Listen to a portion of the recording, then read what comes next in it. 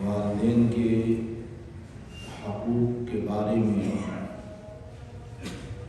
گفتگو ختم ہوئی تھی اور دوسرا گفتگو کا سلسلہ والدین پر اولاد کے حقوق اس کا آغاز کیا تھا۔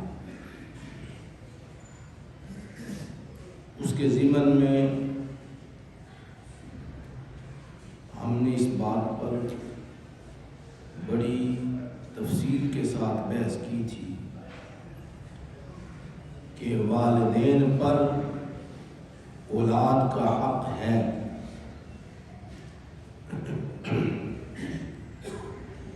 لیکن اسلام سے پہلے والدین یہ سمجھتے تھے کہ ہمارا حق، ہم پر حق اولاد کا لامحدود ہے، اولاد پر ہمارے اختیارات لامحدود ہیں۔ تو اس ایک برائی کو ذہن میں رکھ کر وہ اپنی اولادوں کو قتل کرتے تھے۔ ظاہر بات ہے کہ کوئی آدمی یہ کہے کہ یہ میری چیز ہے، میرا اختیار ہے اور مکمل اختیار ہے اس پر، تو مکمل اختیار میں وہ کچھ بھی کر سکتا ہے، نفع کرے یا نقصان، اسے نفع حاصل کرے یا نقصان کرے، اس کا اختیار تو ہوا۔ تو یہ اسلام سے پہلے والدین اپنے اوپر اولاد کے حق میں لامحدود اختیارات کو سمجھتے تھے،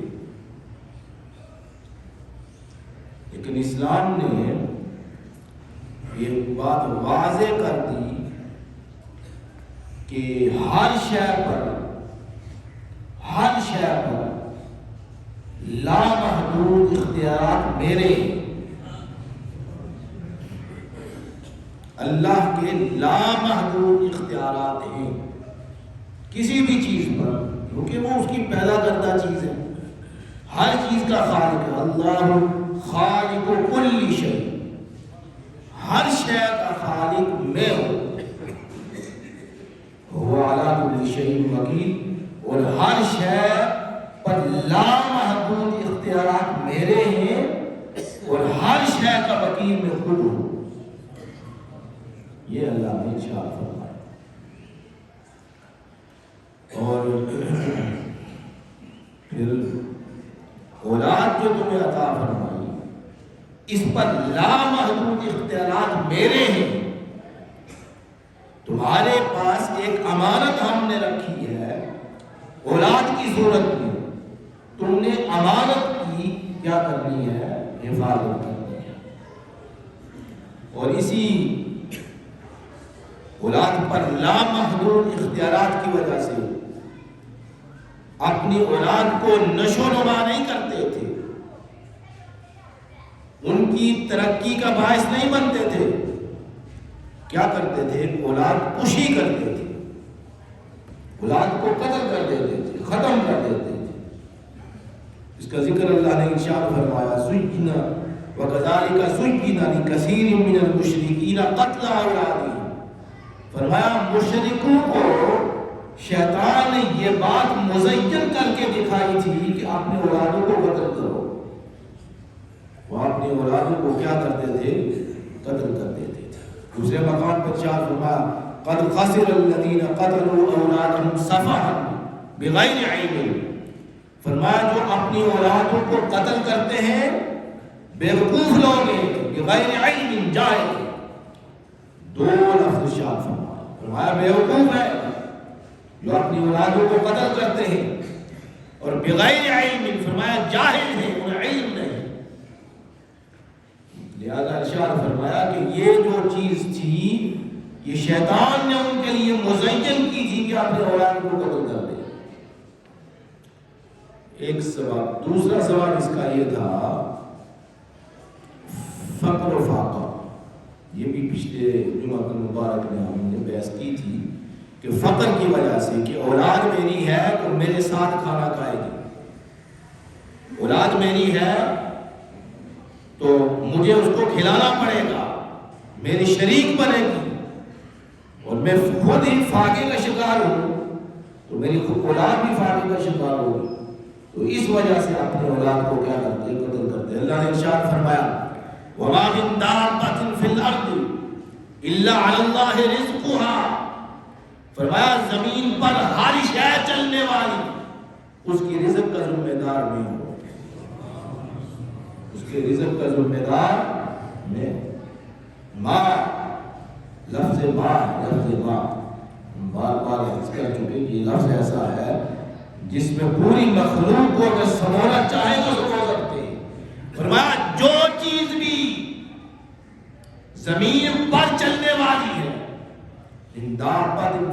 زمین پر چلنے والی ہے، الا علی اللہ رزقها، فرمایا اس کا رزق ہمارے ذمہ ہے، اس کا رزق ہم معلوم کریں گے.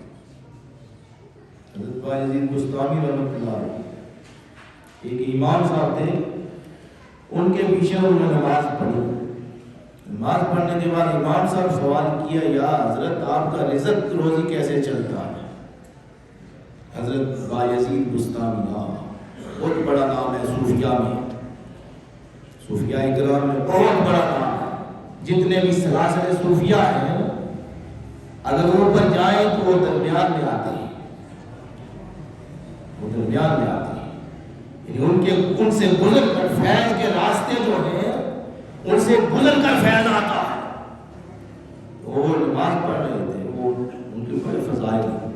حضرت باجید بستامی رحمۃ اللہ علیہ نے پوچھا امام صاحب، نماز پڑھی نہیں امام صاحب نے پوچھا کہ حضرت کو روزی کیسے چلتی ہے؟ آپ نے ارشاد فرمایا کہ میں نے تیرے پیچھے نماز پڑھی ہے، آپ کی نماز کو ڈھرا دوں کہ تجھے اتنا علم نہیں ہے کہ روزی دینے والا کون ہے. میں تجھے اتنا علم نہیں ہے، امام ہے، میرے تیرے پیچھے میں نے نماز پڑھی ہے تو تجھے پتہ نہیں ہے رزق کون دینے والا. ایک اور مقام پہ شاید وہ ایک روایت ہوگی یا دوسری روایت ہوگی، حضرت روزی آپ کی کیسے چلتی ہے؟ کیونکہ کچھ اللہ کے خاص لوگ ایسے ہوتے ہیں ان کو اللہ تعالیٰ رزق بے حساب دیتا ہے، ان کا رزق بے حساب چلتا ہے. اور وہ اسباب کے مارے ہوتے ہیں، لوگ اسباب کے مارے ہوتے ہیں. جو اسباب کو پیدا کرنے والا ہے اس کی طرف ان کی توجہ نہیں ہوتی، یا اللہ کی طرف توجہ نہیں ہوتی. جو اسباب کو پیدا فرمانے والا ہے ان کی صرف نظر اسباب پر ہوتی ہے، اور جب نظر اتنی محدود ہو، نظر کی صرف انتہا ہو، تو جو لامنتہی ہے، جو اسباب کو پیدا فرمانے والا ہے اس کی طرف دھیان اور توجہ نہ جائے اور لوگوں کی توجہ وہاں نہیں جاتی تو وہ خیال کرتے ہیں کس طرح ان کا رزق روزی کیسے چل رہا. رزق روزی جو ہے اللہ تعالیٰ کی ذات دیتی ہے، یہ بات کلیئر ہے، اس میں کوئی یہ حقیقی بات ہے، شک والی بات ہے. رزق اللہ دیتا ہے، اس میں کوئی شک والی بات ہے. اور رزق کے اسباب بھی پیدا کرنے والی وہی ذات ہے. ہم صرف یہ اسباب کی طرف دیکھ کے بس یہ ہمت ہار بیٹھتے ہیں کہ شاید اسی کے ذریعے سے ہمیں رزق ملے گا، کوئی اور راستہ نہیں ہے.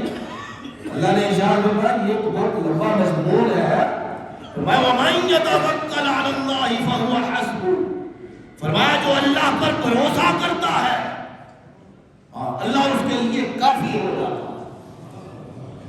یہ الفاظ قرآن وَمَن يَتَوَکَّلْ عَلَى اللَّهِ فَهُوَ حَسْبُهُ.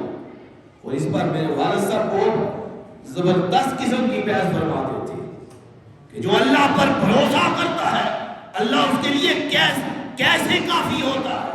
فرمایا اللہ نے ارشاد فرمایا من، جو شخص بھی، یہ پھر لفظ من آیا ہے، یہ جو لفظ من جو ہے ارشاد فرمایا کوئی شخص بھی، اللہ نے ارشاد فرمایا کوئی شخص بھی من یتوکل علی اللہ، جو اللہ پر بھروسہ کرتا ہے، فہو حسبہ، فرمایا بھروسہ کر کے تو دیکھے میں اس کے لیے کافی ہو جاتا ہوں۔ جو ساری مخلوق کو پالتا ہے، پوری کائنات کو پیدا کرتا ہے، پوری کائنات کو زندہ رکھتا ہے اور پوری کائنات اس کے ذمے ہے، ایک چھوٹے سے جسم کو وہ رزق نہیں دے گا، یہ کیسے ہو سکتا ہے؟ بات سمجھے؟ ہماری اپنی جو کمزوری ہے، تو ہمارے والد صاحب فرماتے تھے، میرے جب انہوں نے بحث کی تو میں سوچ میں پڑ گیا کہ بغیر اسباب کے کیسے انسان کو رزق مل سکتا ہے۔ آپ نے ارشاد فرمایا یہ اللہ کا حکم ہے، من، یہ شرط ہے، شرط کہ جو شخص بھی اللہ پر بھروسہ کرے گا، فرمایا فہو حسبہ، فا ہے، فا، یہ فا تعقیب کے لیے ہوتے ہیں، یعنی اس کے بعد یہ کام ہوگا۔ فا اس لیے ہے تعقیب کے لیے، تعقیب کا مطلب یہ کام کرو گے اس کے بعد یہ کام ہوگا۔ فرمایا من یتوکل علی اللہ، فرمایا جو شخص اللہ پر بھروسہ کرتا ہے صحیح طریقے سے، فہو حسبہ، فرمایا صحیح بھروسہ کر لے بس اللہ اس کے لیے کافی ہو جاتا ہے۔ فرمایا اگر اللہ، پھر آپ نے ارشاد فرمایا، پھر سے وہ حضرت بھی ہنسنے لگے، فرمانے لگے اگر یہ بات نہ ہو پھر تو الفاظ ہی نہیں، اس کا ترجمہ کیا ہوا، بھائی اس کا مفہوم کیا ہوا؟ مفہوم تو پھر کچھ، اگر اللہ بندے کے لیے کافی نہ ہو، بندے کے معاملات کے لیے، ظاہر باطن کے لیے، اس کے رزق کے لیے، اس کے معاملات کے لیے، اس کے معاشرت کے لیے، اس کے گھر کے لیے، اس کے جتنے معاملات ہیں، اگر اللہ اس کے لیے کافی نہیں ہوتا تو فرمایا یہ اس کا اپنی غلطی ہے۔ من یتوکل، فرمایا جو اللہ پر صحیح طریقے سے بھروسہ کرتا ہے، فہو حسبہ، اللہ اس کے لیے کافی ہو جاتا ہے۔ فرمایا جس کے لیے کافی نہیں ہوتا اس کا توکل ٹھیک نہیں ہے، اس کا توکل ٹھیک نہیں ہے۔ توکل کو ٹھیک کرنا، اس کا مطلب ہماری کمزوری ہے، اللہ کی کمزوری نہیں ہے، نعوذ باللہ، کسی کمزوری ہے، ہماری کمزوری ہے، ہم کمزور ہیں، ہم صرف اسباب کو دیکھتے ہیں کہ اس راستے سے رزق آ رہا ہے لہذا اس راستے سے نہ آیا کوئی اور راستے بند ہیں۔ اللہ کے لیے ہزاروں راستے ہیں جن کے ذریعے سے وہ روزی دیتا۔ آپ سوچ لیں، آپ یہ بات نہیں، آپ سوچ سمجھ لیں، واستو انسان کا کسی جگہ سے خیال ہی نہیں ہوتا، اس کی طرف سوچ ہی نہیں جاتی، فکر ہی نہیں جاتی، اس کی طرف سے اللہ اس کو رزق پہنچا دیتا۔ لہذا رزق کے معاملے میں ایمان کو کمزور نہ کرے، ایمان کو کمزور نہ کرے۔ ایک اور مقام پہ ارشاد فرمایا، صرف اس پر بس یہ نئی طرف بحث چل پڑی، ہم اپنے اس حقوق کے بارے میں بات کر رہے تھے۔ ایک اور مقام پہ ارشاد فرمایا وَمَن يَتَّقِ اللَّهَ يَجْعَل لَّهُ مَخْرَجًا، جو اللہ پر بھروسہ کرتا، مَن يَتَّقِ اللَّهَ يَجْعَل لَّهُ مَخْرَجًا وَيَرْزُقْهُ مِنْ حَيْثُ لَا يَحْتَسِبُ، فرمایا جو اللہ پر بھروسہ کر دے رزق کے معاملے میں، فرمایا اللہ تعالیٰ اس کے لیے ایسی ایسی جگہ کھولتا ہے جہاں اس کا وہم اور گمان بھی نہیں تھا۔ مخرجا، ایسے راستے بناتا ہے، من یتق اللہ یجعل لہ مخرجا، ایسے ایسے راستے بناتا ہے، یرزقہ، اور رزق پہنچاتا ہے، لا یحتسب، فرمایا تمہارا وہم اور گمان بھی وہاں نہیں پہنچ سکتا۔ پرندوں کو وہ رزق پہنچا رہا ہے، پرندوں کو وہ رزق پہنچا رہا ہے، زمین کے نیچے وہ رزق پہنچا رہا ہے، آسمانوں پر وہ رزق پہنچا رہا ہے۔ رزق کا معنی یہی ہے نا، انسان زندہ رہے، یا کوئی شے جو ہے اس کی زندگی کا باعث ہے رزق، زندہ ویسے رکھا ہوا ہے اس نے، پرندوں کو وہ زندہ رکھتا ہے، چرندوں کو وہ زندہ رکھتا ہے، درختوں کو وہ زندہ رکھتا ہے، پتوں کو وہ زندہ رکھتا ہے، کس کس چیز کو اس نے پیدا کیا اور زندہ رکھا ہوا۔ اب ایک لمٹ کی ہے، ایک عمر مقرر کی ہے، اس عمر تک وہ روزی مہیا فرماتا ہے، اس کو زندہ رکھتا ہے، اس کی چیزوں کی حفاظت کرواتا ہے، اور ایک ایک چیز اس نے جو رکھی ہے اس کے اوپر، اس کے باہر حفاظتی طور پر اس نے تدابیر کی ہوئی ہے کہ یہ تدبیر اس کی ہے۔ آنکھوں کی تدبیر کیا ہے؟ یہ آنکھیں بند کر لو، ویسے آنکھ جیسی نعمت انسان کے بدن میں کوئی نہیں، لیکن اس کی حفاظت کے لیے اس نے ایسے رکھا ہوا کہ جب اس میں کوئی زلل رسا پہنچنے لگے آنکھیں بند کر لو. باقی تو جسم ہے، اگر بہت زیادہ ہو لڑنے کا دشمن کا اس کے لیے ہاتھ بھی رکھے ہیں، ہاتھ بھی ہاتھ کے ساتھ اس سے مقابلہ کرنے کے لیے، دشمن سے جنگ کرنے کے لیے ساری چیزیں اس نے رکھی ہیں. یہ اللہ تعالیٰ کی قدرت ہے، یہ اللہ تعالیٰ کی قدرت ہے، اس کو سمجھنے کی کوشش کریں. تو ارشاد فرمایا کہ یہ لوگ کو مشرکین کفار لوگ، یہ ان کی صفت بیان ہو رہی ہے. دیکھا ہمارے معاشرے میں کیا ہوتا ہے، میں پچھلے جمعے بھی عرض کر رہا تھا کہ ہمارے اپنے بچوں کو مارا جا رہا ہے، قتل کیا جا رہا ہے. کیوں؟ رزق نہیں ہے، رزق کماؤ بھائی. کیوں نہیں ہے رزق؟ اللہ نے زمین پر رزق کو پھیلا دیا ہے. کہاں کہاں رزق ہے؟ زمین پہ اللہ نے پھیلایا ہے. فرمایا جہاں جہاں تک تمہارا رزق کی رسائی ہوتی ہے وہاں پہنچو، جا کر اپنا رزق حاصل کرو. ایک اور مقام پر ارشاد فرمایا، جمعے کے لیے خاص ارشاد فرمایا، یا ایھا الذین آمنوا اذا نودی للصلاۃ من یوم الجمعہ فاسعوا الی ذکر اللہ وذروا البیع ذلکم خیر لکم. یہ ارشاد فرمایا، آگے ارشاد فرمایا جب آواز دی جائے جمعے کے دن جاؤ جا کر جمعہ کرو، جاؤ جا کر جمعہ کرو. فَإِذَا قُضِيَتِ الصَّلَاةُ فَانتَشِرُوا فِي الْأَرْضِ وَابْتَغُوا مِنْ فَضْلِ اللَّهِ. فرمایا جب نماز سے فارغ ہو جاؤ تو زمین میں پھیل جاؤ، جاؤ رزق تلاش کرو.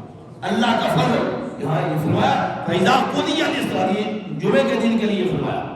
ہم تو چھٹی مناتے ہیں نا، فرمایا چھٹی نہیں ہے، جاؤ رزق کماؤ.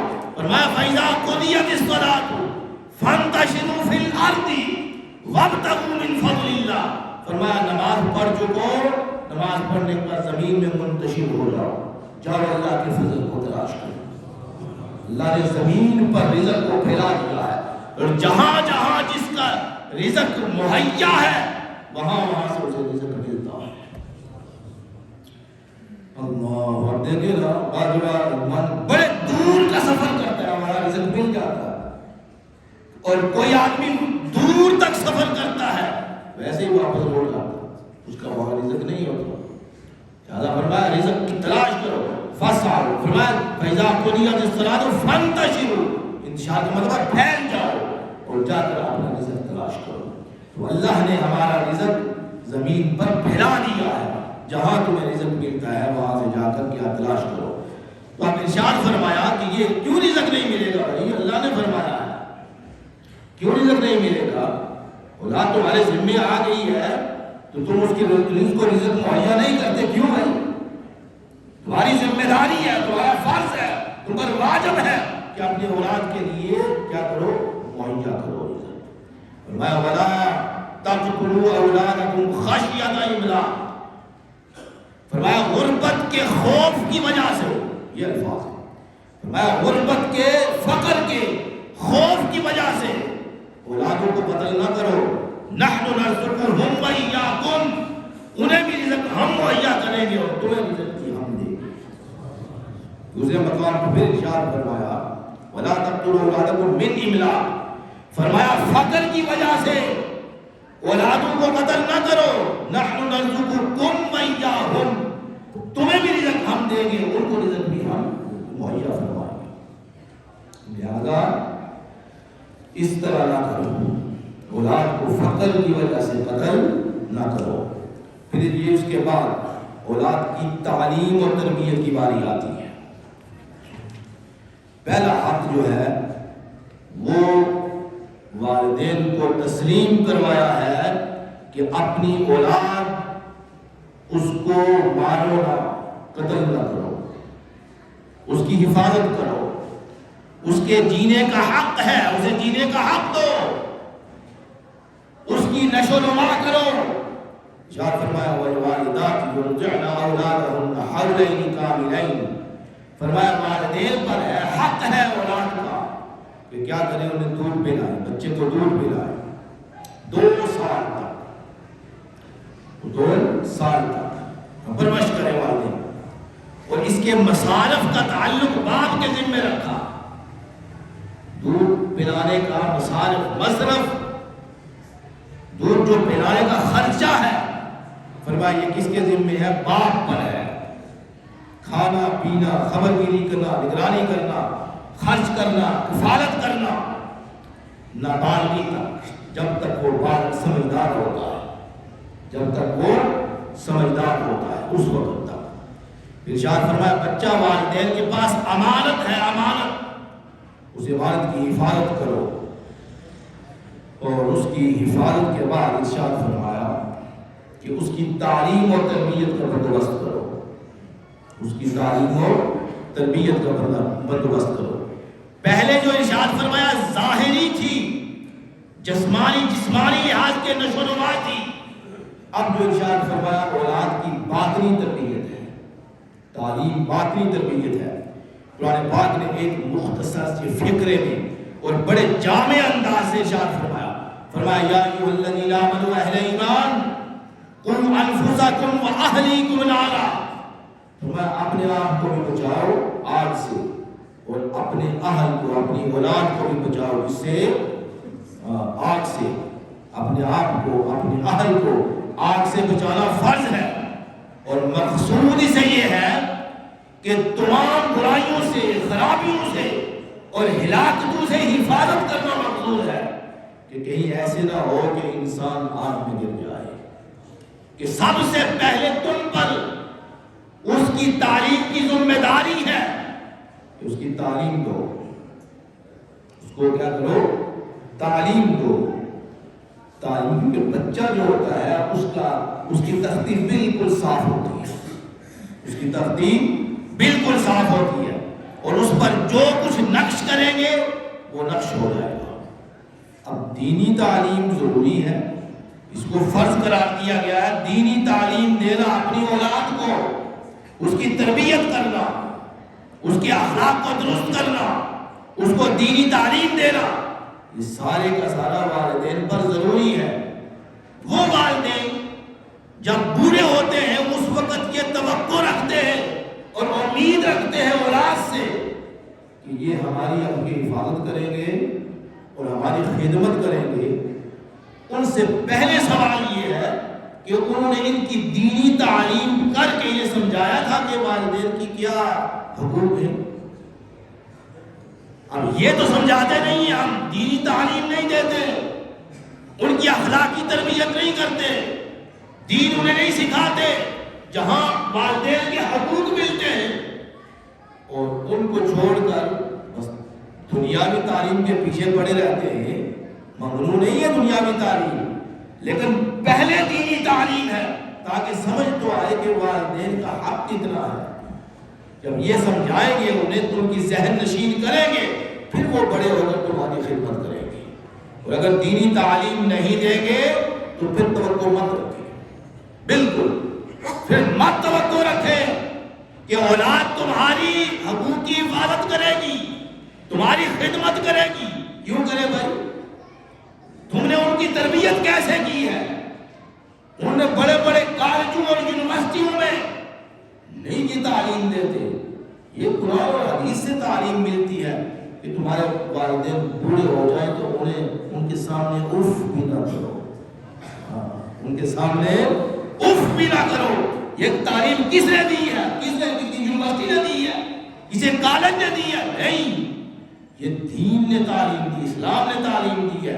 قرآن مجید نے کہا اف ولا تنہروا وقل لهم اف، فرمایا والدین کے سامنے اف بھی نہ کرو۔ لہذا اپنے اولاد کو دینی تعلیم دے، اس میں اس کے اچھے اخلاق، یہ تعلیمیں دو ہوتی ہیں، لمبا ٹائم ہو گیا، دو تعلیم، ایک تو صرف تعلیم دینا، ایک ہے تربیت کرنا۔ تربیت ہو جائے تو اس میں تعلیم بھی آ جاتی ہے، لیکن اگر صرف تعلیم ہو تو اس میں تربیت نہیں آتی۔ باپ نماز پڑھے گا تو اولاد نماز پڑھے گی، یہ تربیت ہے۔ اس کو پکڑ کے ساتھ لے کر جائے مسجد میں، بیٹا میں نماز پڑھ رہا ہوں، نماز پڑھنا ضروری ہے۔ کھانے کے آداب سکھائیں، کلمہ شریف سکھائیں، بسم اللہ الرحمن الرحیم پڑھنا سکھائیں۔ یہ ساری کی ساری یہ تعلیم پہلے والدین دیں گے بچے کو، اس کے بعد پھر اپنے حقوق کی حفاظت جو ہے پھر ان سے توقع رکھیں، ورنہ یہ بالکل توقع نہ رکھیں۔ اللہ تعالیٰ عمل کرنے کی توفیق